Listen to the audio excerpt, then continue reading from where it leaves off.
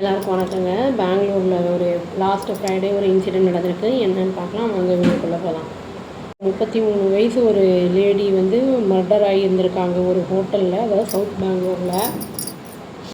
Police வந்து 25 வயசு ஒரு பையனை வந்து அரெஸ்ட் பண்ணியிருக்காங்க. அவன் தான் வந்து விக்டிம், அக்யூஸ்டு. அதாவது வந்து அவங்க தான் கொலை பண்ணியிருக்காங்கன்னு ஒரு சஸ்பெக்ட் பண்ணியிருக்காங்க. அப்புறம் வந்து ரிலேஷன்ஷிப்பில் வந்து அந்த பொண்ணோட இருந்திருக்காங்க அப்படிங்கிறதையும் அவங்களுக்கு தெரிய வந்திருக்கு. அந்த இறந்த அந்த பொண்ணு பேர் வந்து ஹரிணின்னு சொல்லிட்டு, அது வந்து என்னென்னா ஹெமிகேபுரா அப்படிங்கிற இடத்துல இருக்குது. அது பனசங்கரியில் வந்து 6th ஸ்டேஜில் அவங்க இருக்காங்க, அவங்க வீடு. போலீஸ் என்ன சொல்கிறாங்கன்னா, இவன் 13 தடவை வந்து அந்த பொண்ணோட உடம்புல வந்து அவன் குத்தி இருக்கான் கத்தியால் அப்படிங்கிறத சொல்லியிருக்காங்க. அந்த ரூம் வந்து எடுத்திருக்கான். எந்த இடம்னா இந்த பிரக்னா அப்படிங்கிற இடத்துல வந்து ஹவுசிங் சொசைட்டி லே அவுட்டில் வந்து எடுத்திருக்காங்க. அங்கே வந்து இந்த கொலை நடந்திருக்கு. இந்த அக்யூஸ்டு பேர் வந்து என்னென்னா யஷாஸ் அப்படின்னு சொல்லிட்டு பிசிஏ கிராஜுவேட் முடிச்சுட்டு அவன் வந்து கெங்கேரியில் இருக்கிறவங்க ஒரு ப்ரைவேட் ஃபார்மில் வந்து ஒர்க் பண்ணிகிட்டு இருந்திருக்கான். இந்த ஒத்துக்கிட்டும் வந்திருக்கான், அந்த மாதிரி நான் வந்து இந்த கொலையை பண்ணிட்டேன் அப்படின்னு வந்து போலீஸுக்கு வந்து கான்டாக்ட் பண்ணி சாட்டர்டே அன்றைக்கி சொல்லியிருக்கான். அது அப்பா அஃபீஷியல்ஸ் என்ன சொல்லியிருக்கேன், அஃபீஷியல்ஸ் என்ன சொல்கிறாங்க அப்படின்னா, இந்த இன்சிடெண்ட்டுக்கு அப்புறம் அவன் என்ன பண்ணியிருக்கான்னா, அவனோட வீட்டுக்கு அந்த ரத்தம் இப்போ கரை படிஞ்ச இது ஊண்டோடையே போயிருக்கான் வீட்டுக்கு, கெங்கேரிக்கு. அப்புறம் வந்து அவங்களுக்கு ஃபோன் பண்ணி சொல்லியிருக்கான். அதாவது வந்து கான்ஸ்டபிளுக்கு வந்து கால் பண்ணி சொல்லிவிட்டு இந்த மாதிரி ஹோட்டலில் நடந்திருக்கணும்னு 3:30 AM அவங்க போய் பார்த்துருக்காங்க ஹோட்டலில் ஆஃபீஸர்ஸு. அப்புறம் அவனை ஹாஸ்பிட்டல் கூட்டி போயிருக்காங்க. அப்புறம் வந்து கேஎம்எஸ் ஹாஸ்பிட்டல் வந்து கூட்டிகிட்டு போய் ஃபர்தர் ட்ரீட்மெண்ட் எடுத்துகிட்டு இருந்திருக்காங்க. இப்போ வந்து அவன் டிஸ்சார்ஜ் சண்டே ஆகிட்டு இருப்பான் இந்நேரம் ஈவினிங்கு.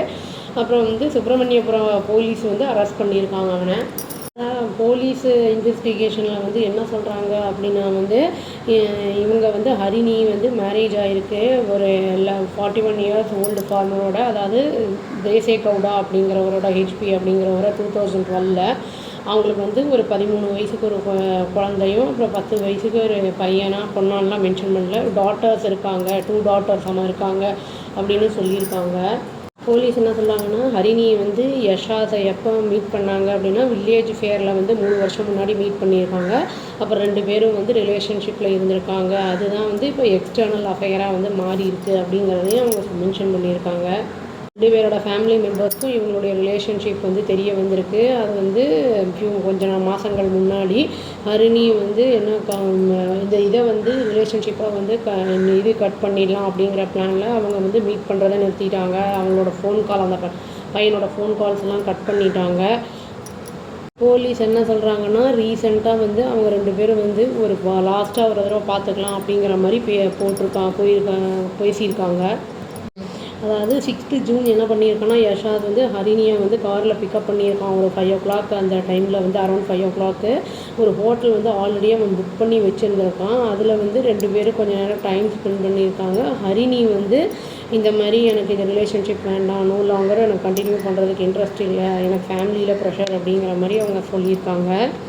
அவன் வந்து ப்ரீ பிளான் பண்ணி நைஃபெல்லாம் கையில் எடுத்துகிட்டு வந்திருக்கான் அப்படிங்கிறது தான் போலீஸ் சொல்லியிருக்காங்க. ஏற்கனவே வந்து பிளான் பண்ணி தான் அந்த ஹோட்டலையும் புக் பண்ணியிருக்காங்க.